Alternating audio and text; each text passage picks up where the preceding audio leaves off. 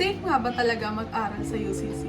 Lalo na't iisa lang ang hagdanan sa senior high school building. Paano na lang kapag may emergency? Kaya ba bumaba ng lahat no? Walang naiiwan? At paano na ang mga estudyanteng may kapansanan o ang mga may injuries? Handa ba ang UCC para dyan? So, is UCC ready to provide a safe spaces for everyone?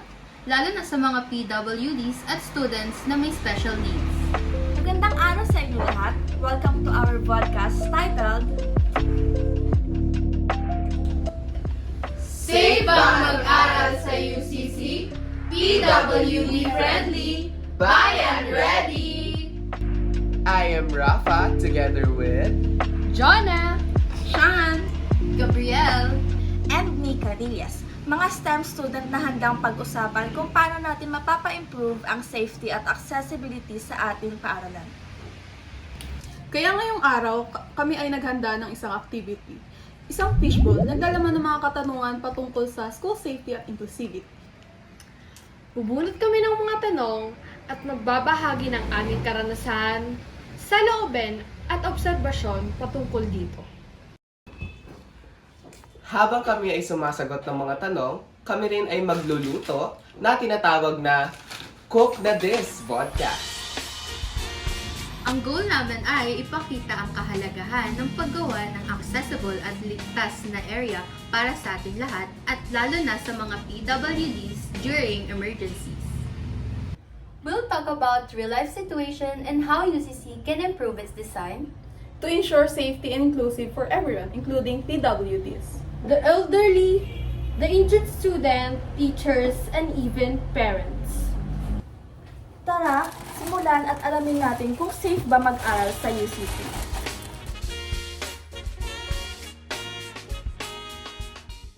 Before tayo mag-start ng activity natin for this episode, alamin muna natin kung bakit nga ba napili namin tong topic na safe nga ba mag-aral sa UCC?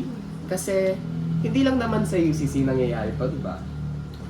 Yeah, totoo yan. Alam mo bang 66% ng public schools sa Pilipinas kailangan ng major repairs at upgrades para maging accessible at safe?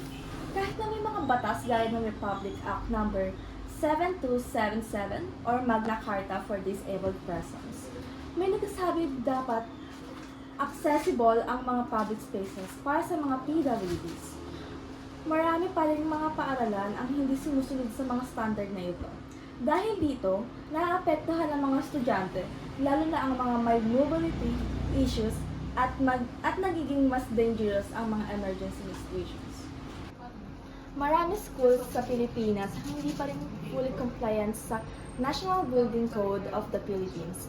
Kaya, minsan, hindi ganun katibay o prepared yung mga building kapag may hazard or disaster like thunderstorm, lindol o sunog.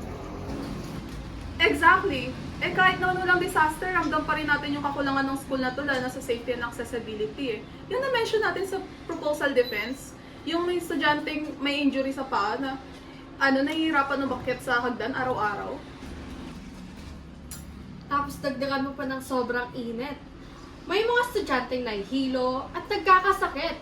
Pero ang layo pa ng clinic sa kanila. Paano kapag kailangan nila ng agarang tulong? Diba?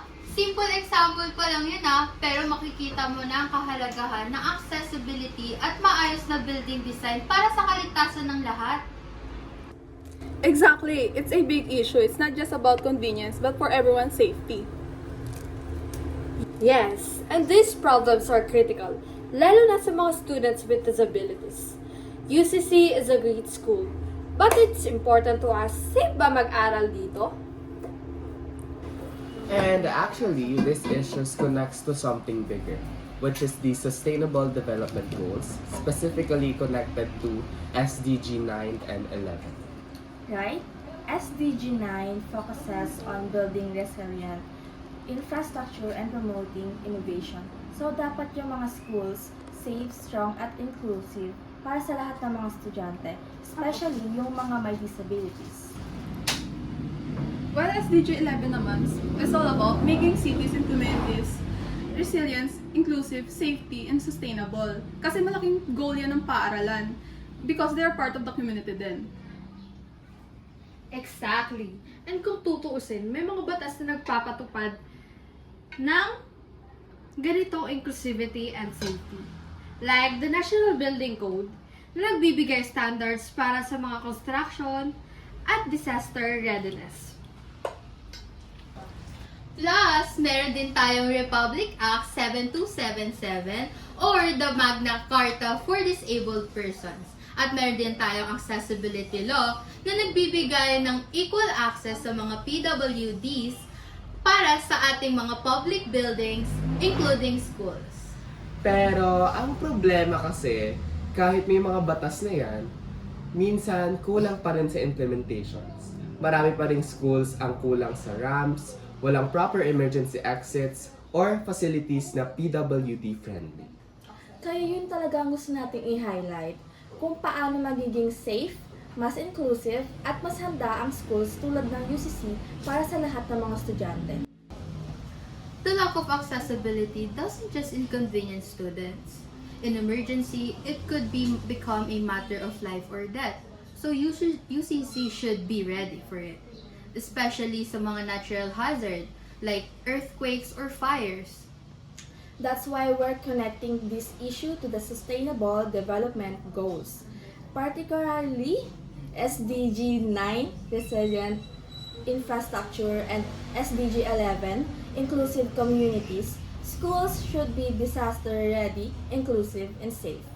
We're now ready to answer the possible questions based on the background, real-life challenges, compliance gaps, and connections with National Building Code and Accessibility Law. The questions reflect what students and school officials might ask, and will respond it using our insights and relevant sources. So let's get started, shall we? I will draw the first question. Ooh. The first question is, why do ramps, numbers of stairs, and wide pathways matters? Not just for PWDs, but also for injured, elderly, teachers, parents, and the children. Over naman sa ask! Okay. As I hear those questions, naisip kong example is yung... Ano mo ba yung feeling na may dala kang mabigat na bag? Tapos puro pahagdan yung madadaanan mo. Or worse, injured ka pa. So kahit hindi ka PWD, ramdam mo yung hirap. That's why ramps, more than one stairs, and wide pathways matters. Not just for person with disabilities, but for everyone. I also recall the National Building 1096 state that all school building must be safe and accessible. But in reality, marami pa rin talagang hindi nagpa-follow sa standard na ito. In fact, 66% sa bansa natin ang kailangan palitan. And also, we should aim for a safer and an inclusive building na lahat tayo makaka-access, not just students, but also teachers, faculty staffs, and also our personnels inside the school.